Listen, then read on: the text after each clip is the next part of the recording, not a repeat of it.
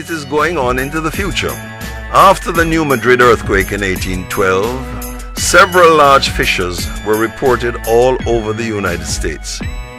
One such fault line opened up the side of a mountain in Lampo, California, half a continent away from the Mississippi.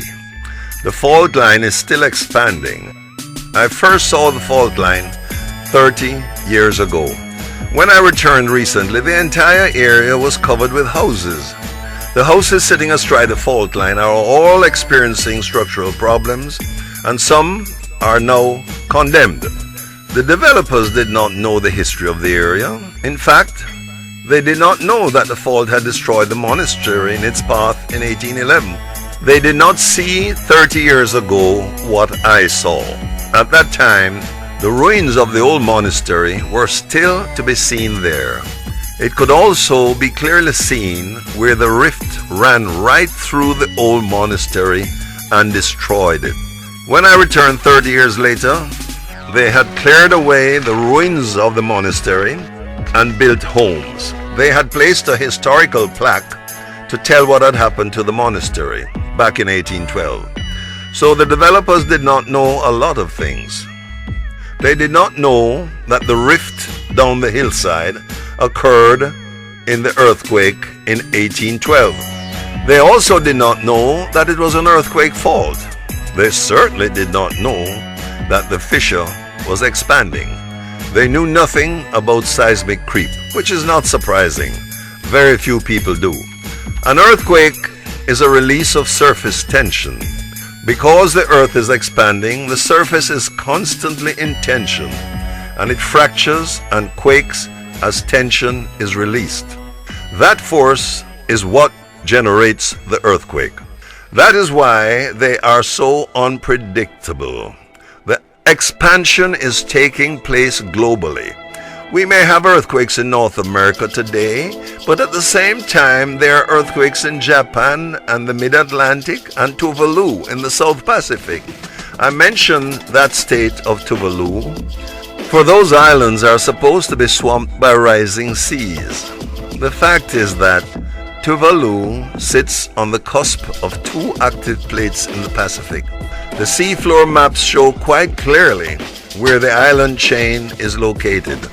The islands are actually sinking into the ocean as geological conditions on the Pacific seafloor dictate. Tuvalu has been featured worldwide as a prima facie case in the global warming debate. Tuvalu is used as an example to show the world that sea levels are rising. The truth is that several islands in the Pacific are sinking. The Carteret Islands and the Duke of York Islands are all being swamped like Tuvalu. These unfortunate islands are seldom mentioned in connection with global warming. They all sit on shifting plates on the Pacific Ocean floor. The tsunami that struck in Southeast Asia on Boxing Day 2004 was caused by an earthquake that took place off the island of Sumatra. The earthquake caused a slump in the ocean floor which triggered the tsunami. The most important development resulting from that tragic event has been overlooked by scientists. It has been reported that the sea has receded from its former shoreline.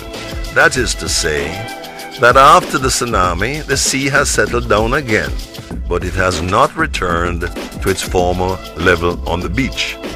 Some years ago, after a major earthquake in Nicaragua, it was reported that the sea level offshore had dropped 20 feet. After the great earthquake in Lisbon on November 1st, 1775, it was reported that the land rose, leaving boats exposed on the seafloor. Early Sunday morning on September 18, 1994, two large earthquakes rocked Rabaul, increasing in intensity throughout the day. By late evening, parts of the shoreline began to rise. The coral reef off Rabaul surfaced and people feasted on trapped fish and other marine life. Darwin would have called that condition a raised beach. In all these cases, it was reported that the land raised. The illusion here is not that the land rose, What really occurred was that the sea level receded. Darwin studied raised beaches all around the Pacific and on the South American mainland. It had never occurred to him that the opposite could be true. The sea was receding. This is part 9 in the series, The Mysterious Receding Seas. Receding seas affects all of our lives. I am Richard Guy.